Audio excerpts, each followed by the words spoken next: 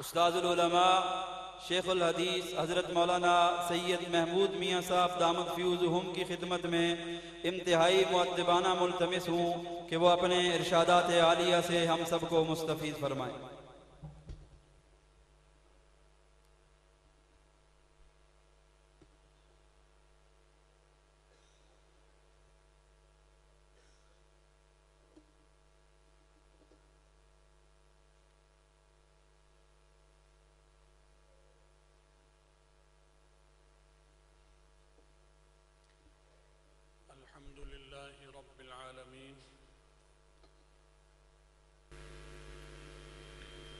والصلاة والسلام على خير خلقه سيدنا ومولانا محمد وآله وأصحابه أجمعين،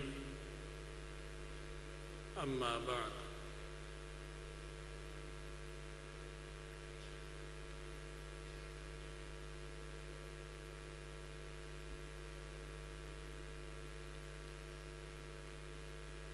قرآن پاک میں حضرت نوح علیہ السلام کا قصہ سورہ نوح میں بیان ہوا ہے، جس میں ان کی گفتگو نقل کی گئی ہے بگڑی ہوئی قوم کے ساتھ، ایسی قوم سے جو بہت زیادہ بگڑ چکی تھی اور اپنے بگاڑ پر ڈٹی ہوئی تھی، اصلاح اور ہدایت کی طرف نہیں آتی تھی۔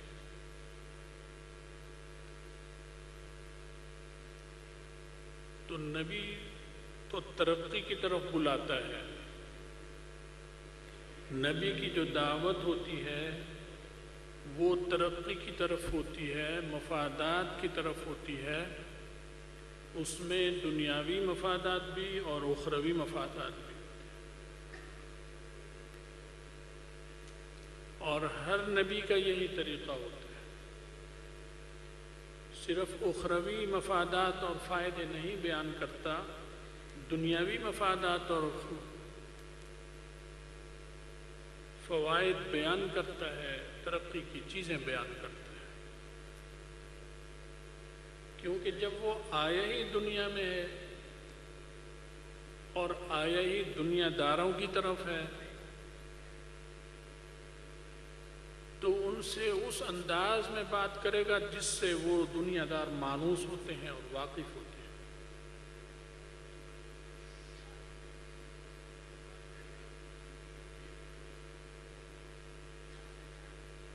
اس لیے اللہ تعالیٰ اسے ایک خاص سمجھ اور بصیرت دیتے ہیں، جس کی وجہ سے وہ لوگوں کے مزاج کو اور موقع و محل کو سمجھ کر گفتگو کرتا ہے، اور وہ راہبر اور پیشوا ہوتا ہے سارے کاموں کے لیے، چاہے وہ جسمانی ہو امور یا روحانی ہو،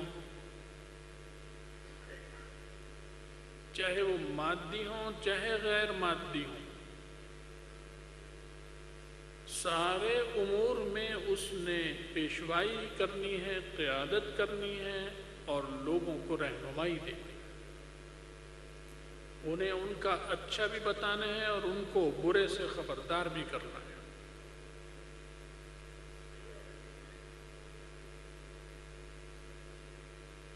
پانی اچھی چیز ہے وہ بھی مادی چیز ہے، شراب بری چیز ہے وہ بھی مادی چیز ہے، دونوں مادے ہیں، وہ بھی سیال ہے اور یہ بھی سیال ہے، وہ بھی پتلا ہوتا ہے یہ بھی پتلا ہوتا ہے۔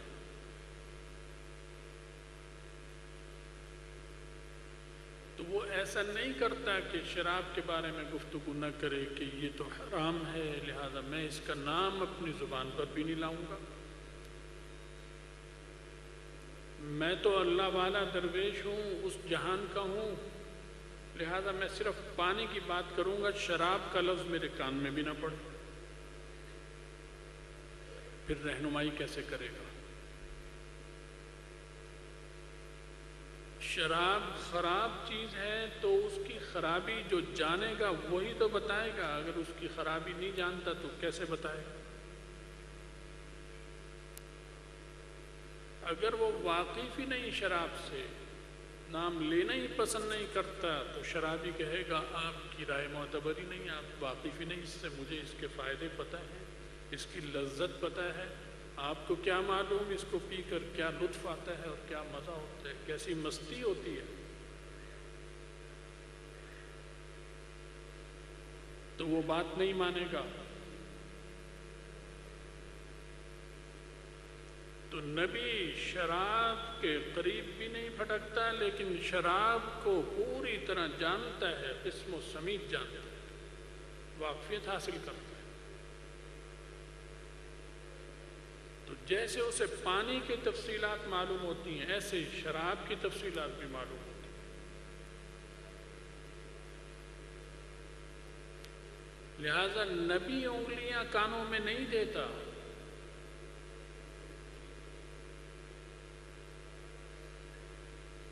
نبی کے جو مخالف یا مقابل ہوتے ہیں وہ کانوں میں انگلیاں دے لیتے ہیں۔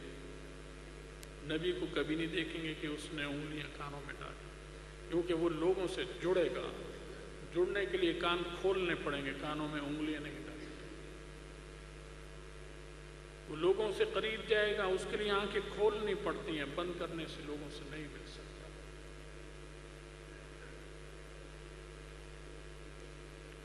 وَإِنِّي كُلَّمَا دَعَوْتُهُمْ لِتَغْفِرَ لَهُمْ جَعَلُوا أَصَابِعَهُمْ فِي آذَانِهِمْ۔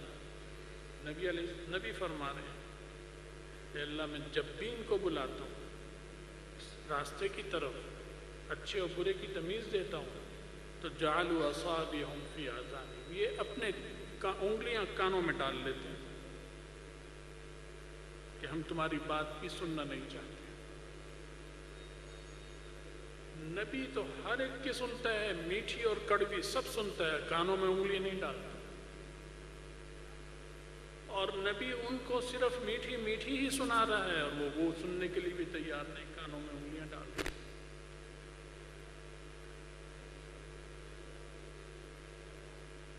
تو انبیاء علیہ السلام دونوں قسم کے کاموں کے لیے آتے ہیں،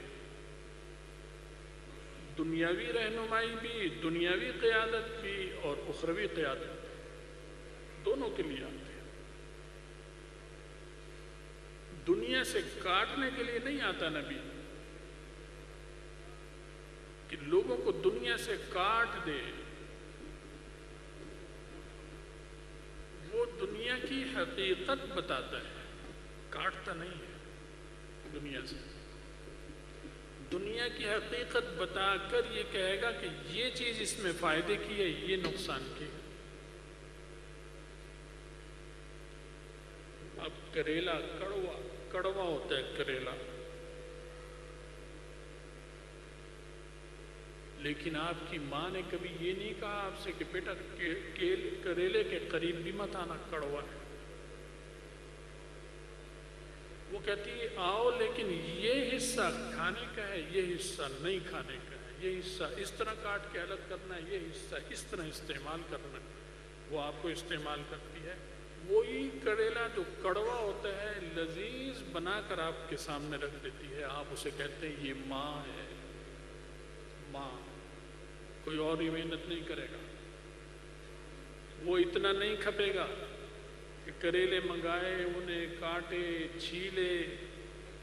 آسان کام نہیں ہے بنانا، کھانا آسان ہے، ہم کھانا جانتے ہیں، بنانا تو مائیں جانتی ہیں، انہیں پتہ ہوتا ہے۔ ماں کرتی ہے، بیوی کرتی ہے، بہنیں کرتی ہیں، کیا کیا جتن کر رہی ہیں۔ خراب چیز الگ کرتی ہیں، صحیح چیز لیتی ہیں، پھر نمک ملتی ہیں، پھر اس کو دھوپ لگاتی ہیں، پھر تڑکا، پھر بغار، پھر آپ کے سامنے جا کے تو آپ کی خوشبو سے ہی بھوک چمک جاتی ہے، ابھی کھایا بھی نہیں آپ نے، پھر آپ شوق سے کھا رہے ہیں۔ تو نبی دنیا سے کاٹنے کے لیے نہیں آتا، نبی بتاتا ہے یہ کریلا ہے، یہ پورا عرض پورا ایک کریلا ہے، اس میں یہ اجزاء لینے ہیں، یہ اجزاء نہیں لینے، یہ چیز لینی ہے، یہ چیز نہیں لینی۔ اس کا فائدہ اور لذت ہے، اس کا نقصان ہے۔ تو ولی کا یہ مطلب نہیں ہوتا کہ جو دنیا دار نہ ہو، ولی اور دنیا دار نہ ہو، یہ کیسے ہو سکتا ہے؟ اس دنیا میں ولی آیا، اس دنیا پر نبی اتر رہا ہے، اس پورے عرض پر اترتا ہے، اسی مٹی میں رہتا ہے، جیسے کمرے میں حجرے میں وہ سوتا ہے، ایسے میں ہم، جیسی زمین پہ وہ چلتا ہے اس پر ہم۔ دنیا دار ہر ایک ہے، نبی بھی دنیا دار ہوتا ہے، لیکن نبی کہتا ہے میں دنیا دار ہوں، تم بھی دنیا دار بنو، لیکن دنیا پرست نہیں بننا۔ دنیا پرستی من ہے، یہ سمجھاتا ہے آقا کہ دنیا پرستی جو ہے وہ اس کے اندر، اس دنیا میں دو چیزیں ہیں، تم دنیا والے بننا چاہتے ہو یا دنیا پرست بننا چاہتے ہو؟ دنیا کو اپنے پیچھے چلانا چاہتے ہو یا دنیا کے پیچھے چلنا چاہتے ہو؟ اگر دنیا کو اپنے پیچھے چلانا چاہتے ہو تو تم دنیا دار، اور اگر تم دنیا کے پیچھے چلنا چاہتے ہو تو تم دنیا پرست۔ دنیا پرستی نہیں کرتے۔ اگر دنیا پرستی کی تو اسی مٹی میں رل کر برباد اور فنا ہو جاؤ گے ہمیشہ کے لیے، اور آخرت کا عذاب الگ تمہیں ملے گا۔ یہ بتاتا ہے نبی۔ یہی کام نبیوں کے نائب کرتے ہیں۔ وہ کون ہیں ان کے نائب؟ Peoples Party, Sheikh Mujib ur-Rahman, Nusrat Bhutto, Muslim League, Imran Khan, M Q M? نہیں، وہ تو خود نہیں جانتے کہ اس میں کڑوا کون سا ہے اور میٹھا کون سا ہے، کیونکہ جب بیمار آدمی ہو، اس کا ذائقہ خراب ہو تو وہ کڑوا میٹھا دونوں کھاتا ہے اور کہتا ہے کہ سواد نہیں آ رہا۔ نہ کڑوے کا سواد آتا ہے اسے، نہ میٹھے کا سواد آتا ہے، مزے سے محروم ہے۔ پیٹ بھر جاتا ہے تو خوش ہوتا ہے کہ پیٹ بھر گیا۔ نبی نے راز بتایا کہ اللہ کے بندو، پیٹ نہیں بھرنا، مزہ بھی لینا ہے، پیٹ بھی بھرو، مزہ بھی لو۔ انبیاء مزے سے کاٹنے کے لیے نہیں آتے، وہ تمہیں ہمیں صحیح معنی میں دنیا دار بنانے آتے ہیں کہ تمہیں یہ بتا دیں کہ دنیا میں بہت تھوڑے عرصے کے لیے رہنے آئے ہو، تو اس کا مطلب ہے جب دنیا کی حقیقت جان لی آپ نے تو آپ دنیا دار ہوئے، دنیا پرست سے بچ گئے، اور نہیں جانی تو دنیا پرستی ہو گئی۔ حضرت محمد رسول اللہ صلی اللہ علیہ وسلم جب تشریف لائے تو جو بھی آپ کے دست اقدس پہ بیعت ہوتا، اسلام میں داخل ہوتا، اس میں مزدور بھی ہوتا تھا، اس میں انجینئر بھی ہوتے تھے، اس میں کارخانے دار بھی ہوتے تھے، اس میں زراعت پیشہ بھی ہوتے تھے، ہنرمند کاریگر بھی ہوتے تھے۔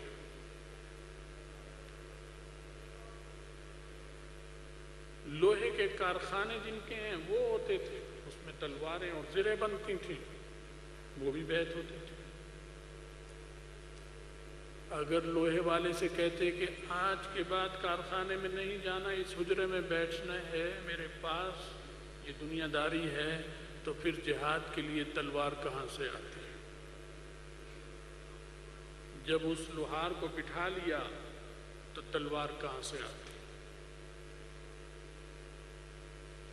اسے کہا تو نے کرنا ہے یہی کام، اور پہلے سے بھی زیادہ بہتری سے کرنا ہے اور اچھا انداز میں کرنا ہے، لیکن اس نیت سے کرنا ہے اور اس نیت سے نہیں کرنا، کیونکہ وہ دنیا پرست تھا، اسے دنیا دار بنایا۔ دنیا دار کا مطلب جو دنیا کو سمجھتا ہو، باخبر ہو، بے خبر نہ ہو۔ مکاندار بولتے ہیں آپ لفظ، کرایہ دار۔ کرایہ دار کا کیا مطلب؟ کرائے پر رہنے والا، کرایہ۔ مکاندار کا مطلب مکان کا مالک۔ دکاندار کا مطلب دکان کا مالک۔ کہتے ہیں آپ ہم دکاندار کے پاس گئے تو انبیاء قیادت کے لیے آتے ہیں۔ قیادت وہی کرے گا جو اس چیز کی حقیقت کو سمجھے گا۔ جو حقیقت کو نہیں سمجھتا وہ قیادت نہیں کرے گا۔ وہ پھر کانوں میں انگلیاں ڈالے گا. نبی کانوں میں انگلیاں اپنی بھی نہیں ڈالتا، دوسروں بھی کہتا ہے ہٹاؤ میری بات سن لو.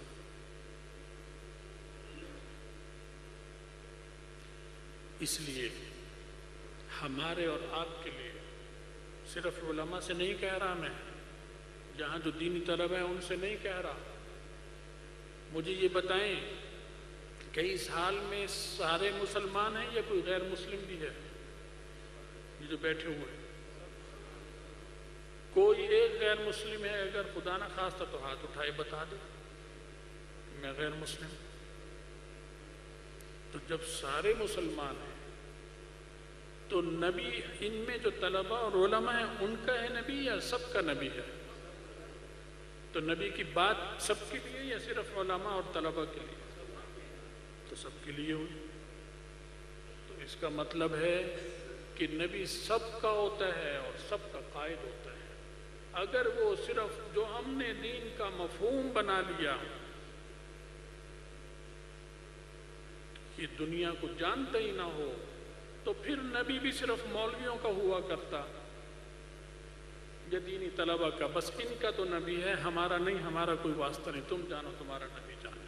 انا ہاہنا قاعدون، ہم تو یہاں بیٹھے ہیں، تم جانو تمہارا نبی جانے. لیکن نہیں، ایک بھی آدمی جو یہاں بیٹھے ہے مسلمان، چاہے عالم نہیں بھی ہے، بعض دفعہ اس کے دل میں نبی کی محبت اور عشق عالم سے بھی بڑا ہوا ہوتا ہے.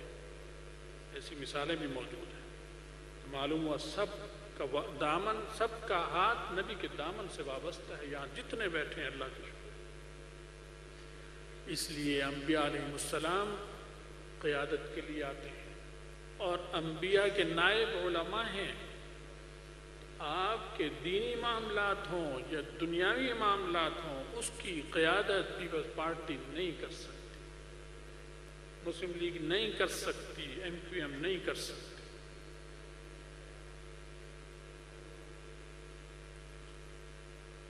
صرف علماء کریں گے. آج دیکھ لیں 70 سال سے زیادہ پاکستان کو بنے ہوئے ہو گئے، کیا ہم بحرانوں سے باہر نکلے؟ سب بتائیے. پیپلز پارٹی والا جو یہاں بیٹھا ہوگا وہ بھی کہے گا نہیں نکلے، مسلم لیگ والا بھی کہے گا نہیں نکلے، عمران خان کی پارٹی والا بھی کہے گا نہیں نکلے، MQM والا بھی کہے گا نہیں نکلے، جمعیت علماء والا بھی کہے گا نہیں نکلے، تبلیغی جماعت والا بھی کہے گا نہیں نکلے. بحرانوں میں ہیں. بحرانوں کا ذمہ دار کون ہے؟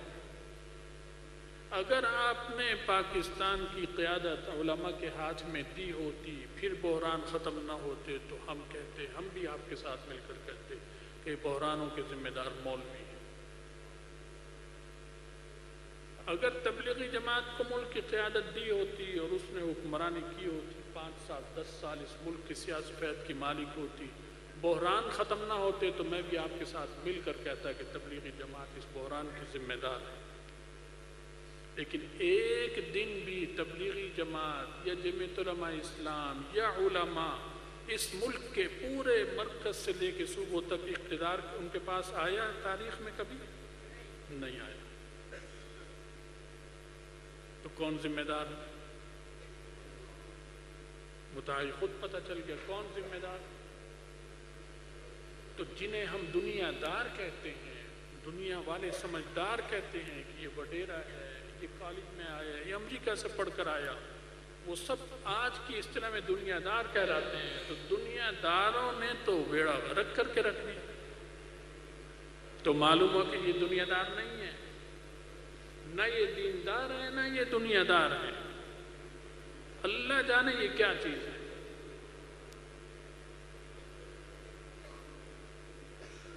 اگر یہ چیز آپ علماء کے سپرد کرتے تو عالم دیندار بھی ہے اور عالم دنیا دار بھی ہوتا ہے. یہ سارے لوگ جن کے ہاتھ قیادت گئی، یہ دنیا پرست ہے. دنیا پرست کبھی بحران حل نہیں کر سکتا. وہ دنیا میں بحرانوں کو جنم لینے کا سبب بنتا ہے، بحران ختم نہیں کر سکتا. چنانچہ حضرت نوح علیہ السلام نے قوم سے کہا वजीफ़ा बताया, उन्हें नुस्खा बताया। वया कौम इस्तग़फिरू रब्बकुम, मेरी कौम ये जितनी तेरी मुश्किलात हैं, कौम बहुत मुश्किलात में मुब्तला थी, कहत उनमें था, तंगी उनमें थी, औलादें उनके पैदा नहीं हो रही थी, होती थी तो नरीना कम हो रही थी, लड़कियां ज़्यादा हो रही थी, खेती बाड़ी उजाड़ हो रही थी, माल मवेशी मर रहा था। उन्होंने कहा या कौम इस्तग़फिरू, खाद नहीं बताई, फलानी खाद डालो, इतना गोबर डालो, हालांकि ये भी नबियों ने बताया, ये नुस्खे भी इसके ज़राअत के नबियों ने शुरू में मोटे मोटे उसूल नबियों से अल्लाह ने सिखवाए, लेकिन इससे भी बड़ा नुस्खा बताया कि इस्तग़फिरू रब्बकुम, तुमने बहुत नाफरमानी की है और इस दुनिया के जो तुम मालिक हो, ये ज़ाहिरी मालिक हो, हकीकी मालिक इसका अल्लाह है, उसको तुमने नाराज़ कर दिया। लिहाजा अगर इस दुनिया में कामयाबी चाहते हो और दुनियावी तरक्की चाहते हो, दुनियावी तरक्की, उखरवी तरक्की की अभी बात नहीं की, मुख्तसर सी की, आगे दुनियावी फ़ायदे ज़्यादा बताए। अगर तुम कामयाबी चाहते हो तो इस्तिग़फ़ार कर लो। वया कौम इस्तग़फिरू रब्बकुम, अपने रब से मग़फ़िरत चाहो कि अल्लाह जो जो नाफरमानियाँ की, गुनाह किए, सरकशी की, माफ़ कर दे। बस ये कह दो ज़ुबान से, हाज़िर दिल के साथ कह दो अल्लाह माफ़ कर दे। अब आदमी सोचता है इतनी सारी ज़िंदगी मैंने जराइम किए, इतना तो मैंने खबासतें की, सिर्फ ज़ुबान से ये कह दूँ तो ये क्या बात है, इतनी आसानी से तो कहीं भी छूट नहीं होती, न थानेदार छोड़ता है न बटेरा छोड़ता है, तो ये क्या? तो उन्होंने फरमाया कि वो छोड़ देगा। क्यों? गफ्फारा, बहुत मग़फ़िरत करने वाला है वो तो बहाना चाहता है बख्शिश का, मग़फ़िरत को ज़रा सा रुख करें और वो दरिया बख्शिश के बहा देता है। इन्नहु काना गफ्फारा, सबसे पहला उन्हें एक फ़ायदा ये पता है, क्योंकि जिससे इस्तिग़फ़ार करा रहे हैं उसका फ़ायदा और तारुफ़ भी तो कराना ज़रूरी है, इसलिए उनका तारुफ़ पहले कराया कि अपने रब से मग़फ़िरत चाहो, उसकी तारीफ़ ये है, उस रब का तारुफ़ ये है कि वो मग़फ़िरत कर देता है, और मग़फ़िरत ऐसी चीज़ है कि कोई कर ही नहीं सकता।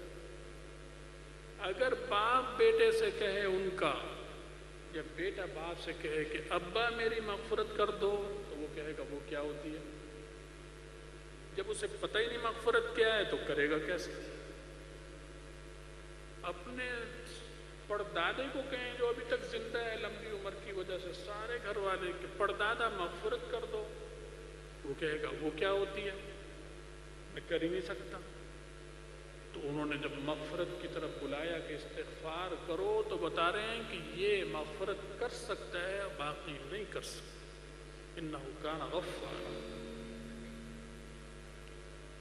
अच्छा, मग़फ़िरत कर दी, अब क्या होगा? आगे सारे मादी फ़ायदे बताए, सारे इस दुनिया के इस कुरअर्ज़ के फ़ायदे बताए। सबसे पहला फ़ायदा बताया, युरसिलिस समाअ अलैकुम मिदरारा,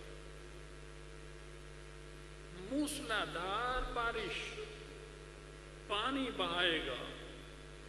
पानी, सबसे पहले पानी का नाम है।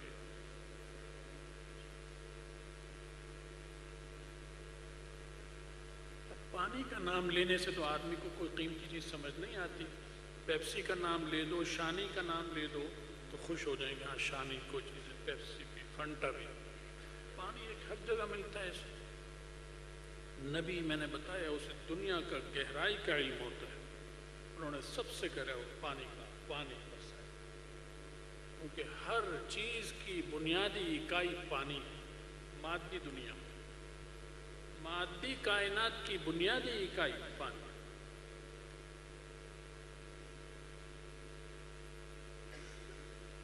हर चीज को हमने पानी से पैदा किया, पानी सबसे पहले पानी का जिक्र किया, और हर शख्स की जरूरत है।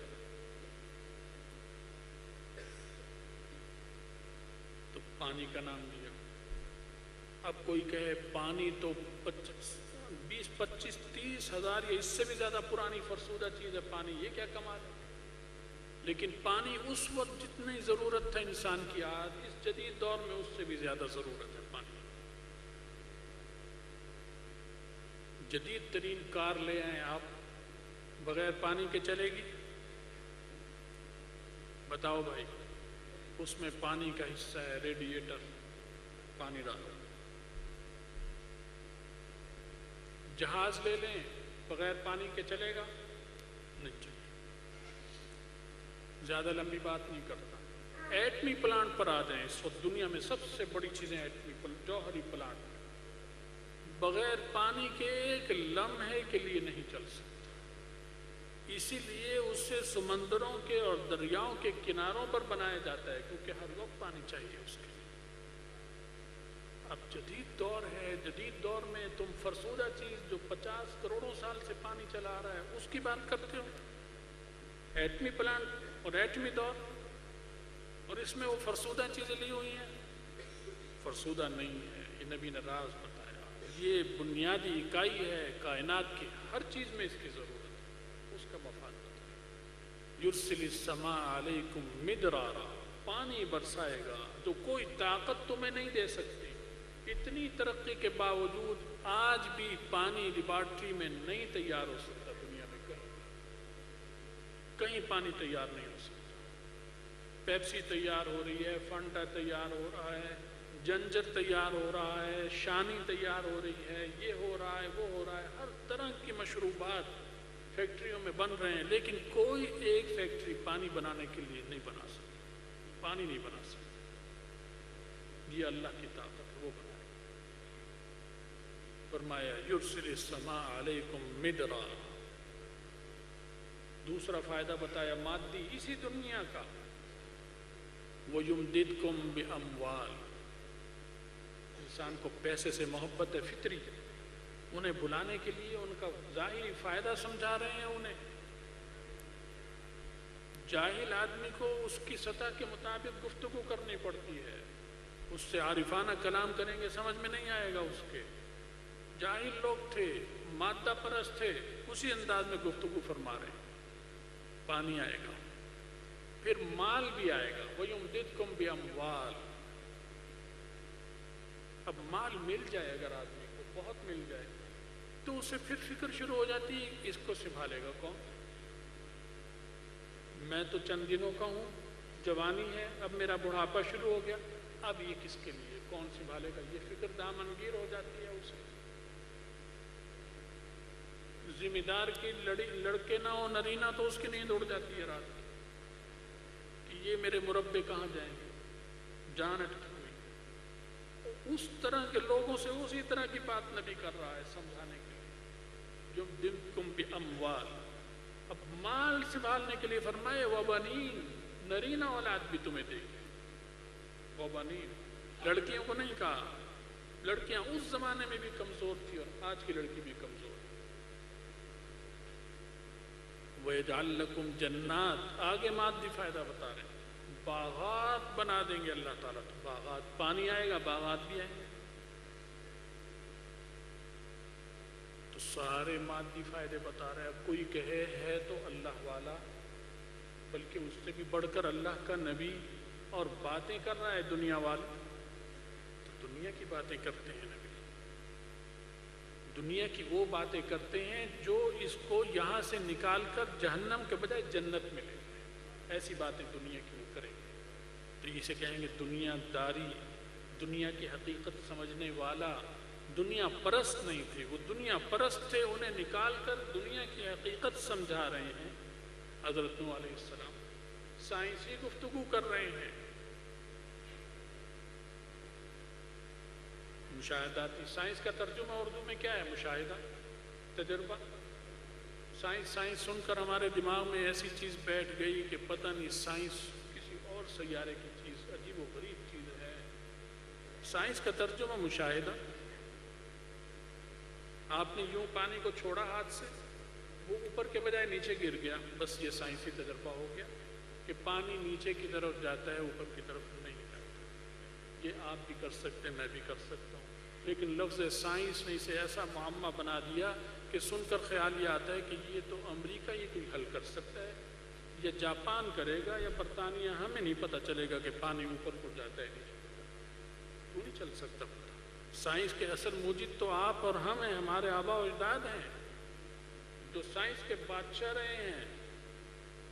یہ تو ہم نے بدعملی کی، فسق و فجور کیا، ساری دنیا کی قیادت آپ مسلمانوں کے ہاتھ میں تھی، فسق و فجور اور مستی کی، خر مستیاں کی، اللہ نے ہمارے نیچے سے وہ تخت شاہی کھینچ کر منہ کے بل گرا دیا۔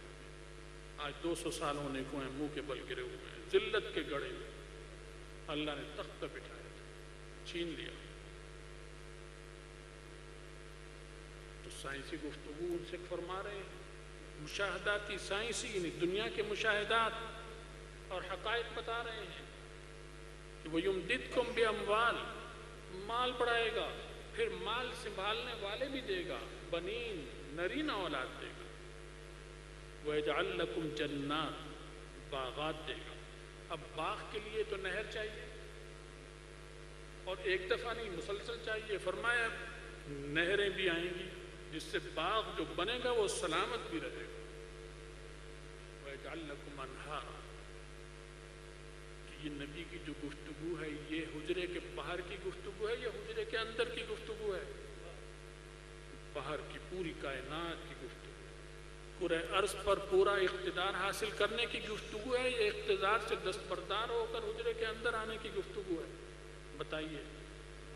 اللہ نے ہمیں اور آپ کو اس لیے پیدا نہیں کیا کہ ہم پر ہندو حکمرانی کرے، ہم پر عیسائی حکمرانی کرے، ہم پر سکھ حکمرانی کرے، یہودی اور مجوسی ہم پر حکمرانی کریں اور قادیانی ہمارے آقا بن جائیں۔ ایسی زندگی سے موت بہتر ہے۔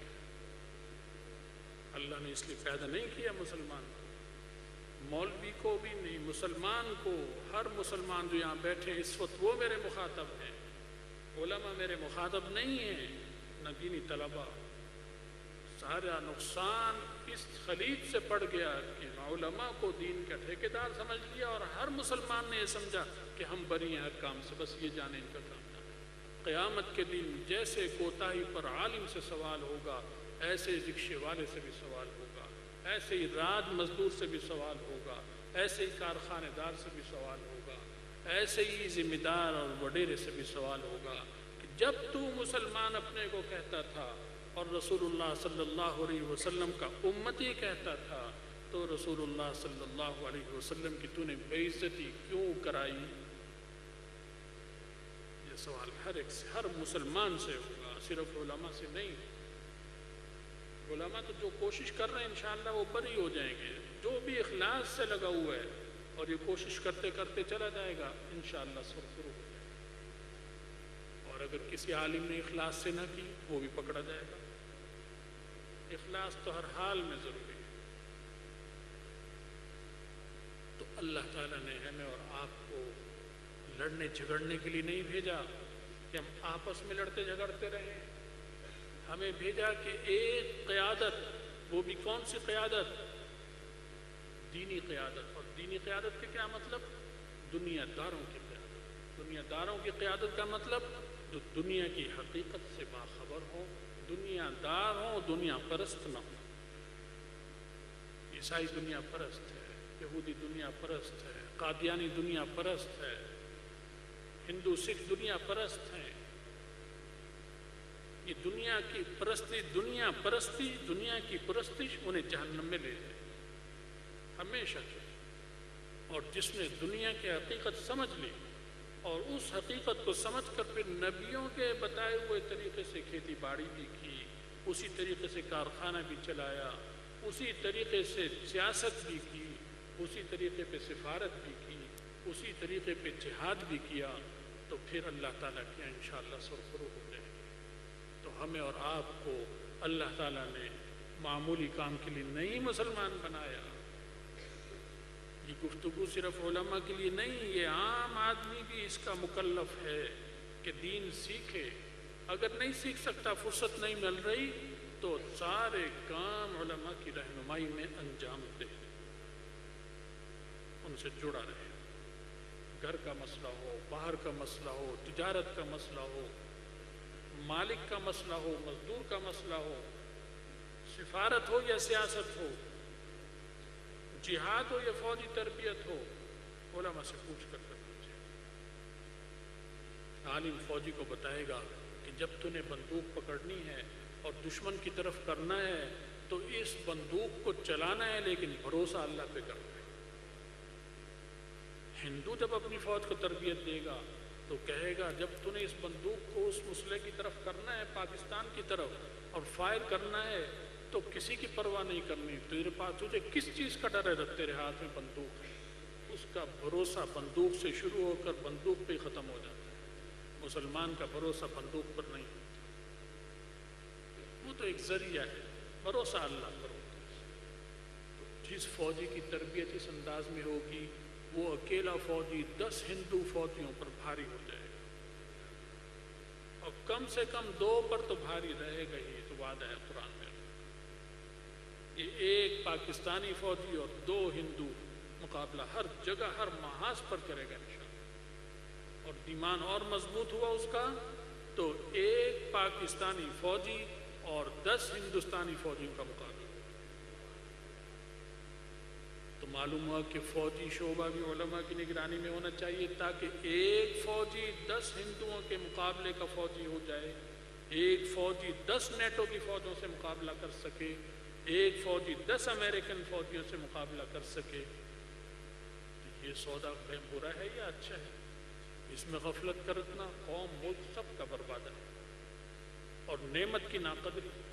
علماء اور مدارس اللہ نے جس کی بارش اللہ نے بر صغیر میں ہندوستان، پاکستان، بنگلہ دیش، افغانستان میں کی ہے، خطہ ارض اس وقت اس نعمت سے محروم ہے، حتیٰ کہ عرب کا علاقہ بھی محروم ہے۔ یہ بہت بڑی نعمت ہے، اس کی قدر کرنی چاہیے۔ ہمارے حکمرانوں کو اللہ توفیق دے تو اس نعمت کو سمجھیں، اس کی قدر کریں۔ ہمارے سیاستدانوں کو توفیق دے، ہمارے جرنیل کرنیلوں کو توفیق دے، اور ان ججوں کو سمجھ دے، انہیں پتہ چلے کہ حقائق کا ادراک کس طبقے کو ہے، رہنمائی کون کر سکتا ہے۔ جب تک ہم یہ اپنا رخ صحیح نہیں کریں گے 70 سال سے آنے والے بحرانوں پر قابو نہیں پا سکتے۔ اللہ کرے کہ اس ملک میں اہل حق کو اللہ تعالیٰ ہر سطح پہ غلبہ عطا فرمائے، سیاسی غلبہ بھی دے، عسکری غلبہ بھی انہی کو دے، قیادت ان کے ہاتھ میں آئے، جرنیل کرنیل علماء کے پاس اٹھیں بیٹھیں، ان کے واعظ اور ان کے درس سنیں، تو خود بخود قیادت علماء کے ہاتھ میں آ جائے گی۔ یہ مطلب تھوڑی کہ عالم کو کور کمانڈر بنا دو، وہ کیا کرے گا کور کمانڈر بن کے؟ اسے تو ٹینکوں کی تفصیل نہیں معلوم، جہازوں کی بھی نہیں پتہ، کون سے چاہیے کون سے، وہ تو جرنیل کو ہی پتہ ہے۔ لیکن جرنیل اصولی رہنمائی علماء سے حاصل کرے، بس یہ علماء کا سمجھو کنٹرول ہے، ٹھیک ہے، پھر خیر و برکت ہوگی، اللہ کی مدد آئے گی، نصرت آئے گی۔ تو سفارت ہو یا سیاست، جہاد ہو یا کوئی اور کام، تجارت ہو یا معیشت اور اقتصادیات، یہ سب کے سب جب علماء کی نگرانی میں اور ان کی سرپرستی میں انجام پائیں گے تو انشاءاللہ بحرانوں پر بھی اللہ تعالیٰ قابو دیں گے اور اس سے نجات دیں گے۔ ہم میں اتفاق اتحاد ہوگا، اللہ تعالیٰ چھنی ہوئی عزت ہمیں دوبارہ سے عطا فرمائیں گے۔ اللہ تعالیٰ ہم سب میں آپس میں محبت الفت عطا فرمائے، دین کی سمجھ عطا فرمائے، ہمارا آپ کا سب کا خاتمہ ایمان پر فرمائے، اور آخرت میں رسول اللہ صلی اللہ علیہ وسلم کی شفاعت اور ان کا ساتھ نصیب فرمائے۔ وآخر دعوانا